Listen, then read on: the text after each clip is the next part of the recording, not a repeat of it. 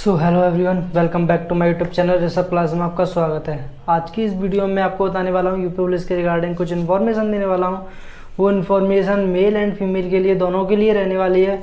इसमें मैं आपको बता दूँ, सबसे पहले जो भी आपका है उसमें से 60,000 है, 244 पदों में से जो भी 12,000 कुछ प्लस पद हैं वो ओनली गर्ल्स के लिए हैं। जो भी आपका कोटा दिया गया है वो 20% आपको कोटा दिया गया है गर्ल्स को, इसलिए जो भी के 60,000 में से जो भी बनता है वो 12,000 अप्रॉक्स कैंडिडेट हैं वो महिला कैंडिडेट रहने वाली हैं, सिलेक्ट होने वाली हैं यूपी पुलिस के एग्ज़ाम में। तो सबसे बड़ी इन्फॉर्मेशन यही थी।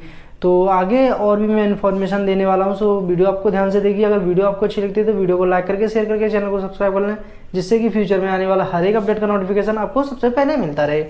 तो वीडियो को ज़्यादा लंबा ना करते हुए मैं 1 बाय 1 सारा कुछ आपको क्लियर करता हूँ। जो भी आपकी कट ऑफ रहने वाली है वो ऑफिशियल कट ऑफ आ चुकी है। जो आपकी कट ऑफ रहने वाली है वो ऑफिशियल अनाउंस कर दी गई है। जो आपकी ऑफिशियल कट ऑफ रहने वाली है मैं आपको मेल एंड फीमेल दोनों की बताने वाला हूँ, मेल की कितनी गई है और फीमेल की कितनी गई है। तो 1 बाय 1 उसके बारे में हम बात करते हैं कि आपकी मेल एंड फीमेल दोनों की कट ऑफ है वो कितनी क्या रहने वाली है।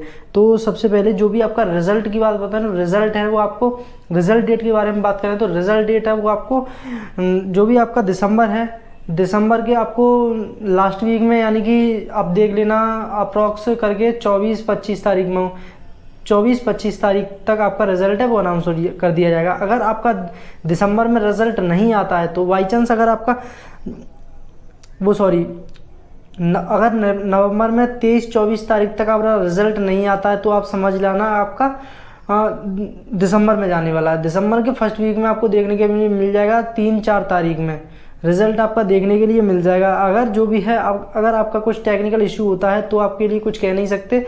जो भी आपको इन डेट तक आपको रिजल्ट है वो देखने के लिए मिल जाएगा यूपी पुलिस का। तो अब हम बात कर रहे हैं जो भी आपकी कट ऑफ है, प्रीवियस कट ऑफ के ऊपर मैं आपको एक कट ऑफ लेने के आया हूँ। जो भी ऑफिशियल कट ऑफ रहने वाली है मेल एंड फीमेल दोनों की बात करने वाले हैं। तो मेल की अलग बात करेंगे, फीमेल की अलग बात करेंगे। जो भी है कैटेगरीज बात करने वाले हैं।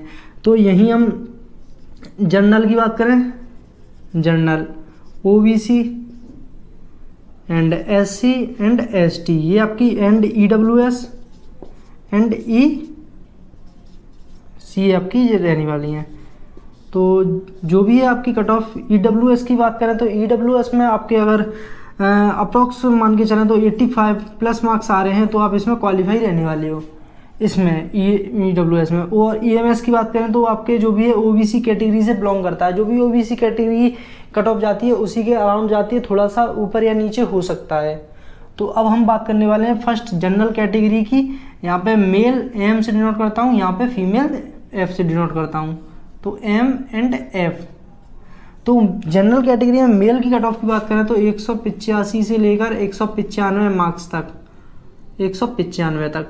और यहीं आपका जो भी है आपके 195 मार्क्स तक आ रहे हैं तो आप अपनी नेक्स्ट स्टेज है वो फिजिकल की तैयारी में लगी रही है। और आपको इस बार नॉर्मलाइजेशन में मिलने वाला है। नॉर्मलाइजेशन आपको कुछ नहीं तो आपको 10 से 11 नंबर मिल सकते हैं। 10 से 11 नंबर आपको नॉर्मलाइजेशन में मिलने वाले हैं। जो भी शिफ्ट के हिसाब से आपको देखा जाएगा वो आपको मिल जाएगा। अगर आपके अराउंड इतने मार्क्स आ रहे हैं तो आप इसके लिए क्वालिफाई हो और आप अपनी नेक्स्ट स्टेज फिजिकल की तैयारी में लगे रहिए आगे। और यही हम फीमेल की बात करें तो यहाँ पे फीमेल की 181 से लेकर 191 तक मार्क्स बनते हैं तो आप इसमें क्वालिफाई रहने वाले हो। और यहीं हम ओबीसी की बात करें तो ओबीसी कैटेगरी के आपके 115 से 120 मार्क्स आ रहे हैं तो आप ओबीसी कैटेगरी में बिल्कुल शिफ्ट रहने वाले हो। यहीं हम फीमेल की बात करें ओबीसी कैटेगरी में तो फीमेल की जो कट ऑफ है वो आपकी 110 से अराउंड आपकी 115 अप्रॉक्स होती है तो आप इसमें भी क्वालिफाई रहने वाले हो। यहीं हम एससी की बात करें तो वो थोड़ा गलत हो गया। यहाँ पे अगर आप ओबीसी की बात करें तो ओबीसी में आपके 175 के अराउंड 175 से 185 मार्क्स आते हैं तो ओबीसी कैटेगरी में बिल्कुल सेफ रहने वाले हो। और यहीं हम बात करें तो फीमेल में ओबीसी की बात करें तो 170 से आपके अराउंड 175 मार्क्स आते हैं तो आप इसमें बिल्कुल ही क्वालिफाई रहने वाली है। तो आप अपनी नेक्स्ट स्टेज की तैयारी में लगी रहिए। हम यहीं एससी की बात करें तो यहाँ पे एससी के 150 मार्क्स से 160 के मार्क्स के अप्रॉक्स आते हैं तो आप इसमें बिल्कुल ही क्वालिफाई रहने वाले हो अब एससी कैटेगरी में। यहीं हम बात करें फीमेल की तो 145 से आपके 155 मार्क्स के अराउंड आपके आते हैं, तो आप इसमें भी फीमेल कैटेगरी के लिए बिल्कुल क्वालिफाई रहने वाले हो। अपने जो भी है नेक्स्ट स्टेज वो फिजिकल की तैयारियां लगी रही है, और जो भी है आपकी 2 या 3 दिन में आपको जो भी आपके मेडिकल की भी वो मिल जाएगी आपकी, क्या मेडिकल में आपका क्या क्या होने वाला है। और यहीं हम एसटी की बात करें तो एसटी कैटेगरी की बात करें तो अराउंड आपकी 115, आई होप आपको विजिबल हो रहा हो, 115 से लेकर 120 नंबर आपकी कट ऑफ रहने वाली है यही। और यहीं हम फीमेल की बात करें तो 110 से आपकी 115 रहने वाली है इतनी। अगर इन सारी कट ऑफ के आप एयर फेयर में आते हो या इससे थोड़ा बहुत ऊपर नीचे जाता है तो आप बिल्कुल ही आपको जो भी फिजिकल के लिए आप बिल्कुल क्वालिफाई रहने वाले हो, आपको कोई भी नहीं रोक सकता। मतलब जो भी है अगर आपके इससे मतलब आपके इससे भी 10 नंबर एक्स्ट्रा हो जाएं, जैसे आपके 195 पे कट ऑफ है तो 205 नंबर आ जाए तो आपके लिए बहुत ही ज़्यादा बेस्ट रहने वाला है। तो आपका फाइनल सिलेक्शन है वो बिल्कुल कोई भी नहीं रोक सकता। और हम यही बात करें जो भी है आपका फिजिकल, आपका जब भी आपका फिजिकल होगा फिर आपका जो भी मेडिकल एग्जामिनेशन होगा उसमें आपकी जो फाइनल कट ऑफ है वो ऊपर नीचे होती रहती है। मतलब कुछ नंबर मतलब मान के लें 20-30 नंबर, 20 अप्रॉक्स आपके मान के चलें तो 20 से 30 नंबर आपकी कट ऑफ है वो ऊपर नीचे रह सकती है। मतलब जो है फाइनल कट ऑफ थोड़ी कम ही रहती है, मतलब कम रहती है या थोड़ी मतलब हाई तो जाने की कोई प्रोबेबिलिटी नहीं है। तो आपकी जो मैक्स बात करें तो आपकी कम ही रहने वाली है।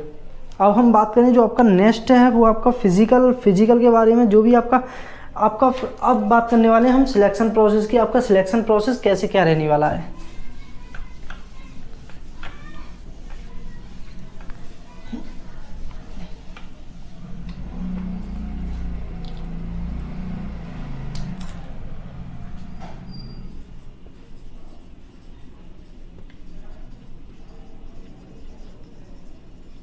सिलेक्शन प्रोसेस में फर्स्ट होता है आपका रिटन एग्जाम,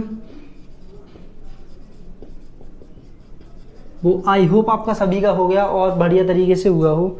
और सेकंड होता है वो आपका पीएसटी एंड जो होता है पीईटी, यानी कि physical standard test and PET physical efficiency test होता है। और फिर हम बात करें आपका थर्ड होता है वो आपका मेडिकल एग्जामिनेशन होता है, मेडिकल एग्जाम। फिर आपका होता है फोर्थ मेडिकल एग्जाम के बाद आपकी एक होती है वो फाइनल मेरिट लिस्ट जारी की जाती है।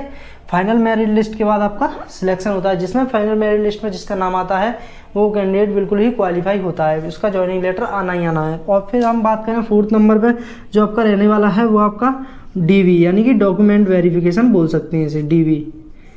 ये आपका जो फाइनल मेरिट आती है उसके बाद आपका डॉक्यूमेंट वेरिफिकेशन होता है। और फिर जो भी आपका होता है वो आपका फिजिकल स्टैंडर्ड टेस्ट होता है एंड पीईटी होता है, जो भी होता है वो सारी मैं आपको बताने वाला हूँ इस वीडियो में।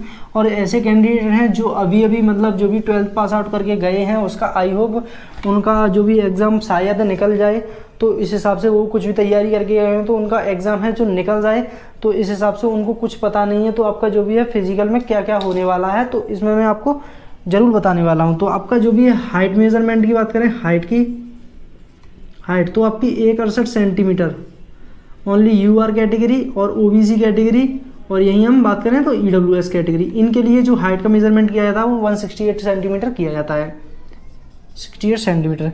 यहीं जो भी एसटी कैटेगरी से बिलोंग करता है उसकी 160 सेंटीमीटर हाइट होनी चाहिए, तो इस पर क्वालिफाई है। आपका चेस्ट मेजरमेंट की बात करें तो चेस्ट मेजरमेंट आपका जो भी यूआर ओबीसी ईडब्ल्यूएस कैटेगरी के लिए बात करें तो आपका जो भी होता है वो आपका 79 सेंटीमीटर के अप्रॉक्स आपका सीना होना चाहिए। यहीं एसटी की बात करें तो 77 सेंटीमीटर होना चाहिए।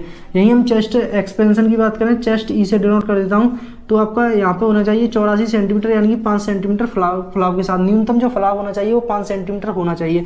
यहीं हम बात करें तो आपका 82 सेंटीमीटर अप्रॉक्स होना चाहिए फलाव के साथ 5 सेंटीमीटर। और अब हम बात करें यहाँ पर जो फीमेल कैंडिडेट हैं, यानी कि फीमेल जो भी फीमेल कैंडिडेट है उनके लिए हाइट का जो मेजरमेंट किया जाता है, हाइट उनके लिए जो 152 सेंटीमीटर हाइट होती है उनकी जो होती है वो आपकी UR category, OBC category and यहीं हम बात करें तो एससी कैटेगरी, यहाँ पे भी आपका एससी कैटेगरी एक हुआ, एससी कैटेगरी है ना। और जो 152 सेंटीमीटर, यहीं हम एसटी की बात करें तो एसटी के लिए जो होता है 147 सेंटीमीटर आपकी हाइट मांगी जाती है। और यहीं पे हम जो फीमेल की बात करें तो हाइट के हिसाब से जो वेट होता है उनका, इस हाइट के हिसाब से उनका वेट होना चाहिए वो आपका 40 kg होना चाहिए दोनों के लिए, मतलब एससी एंड एसटी दोनों के लिए होना चाहिए। जो भी यूआर कैटेगरी से, ओबीसी कैटेगरी से बिलोंग करता है उसका भी 40 केजी वेट होना चाहिए, और एसटी से बिलोंग करता है उसका भी 40 केजी होना चाहिए वेट। और यहीं हम आपकी जो भी आपकी यूपी पुलिस में जो आपकी सैलरी बनती है, मतलब पे स्केल जो भी बनता है, सारा कुछ बताने वाला हूँ, सैलरी वेट।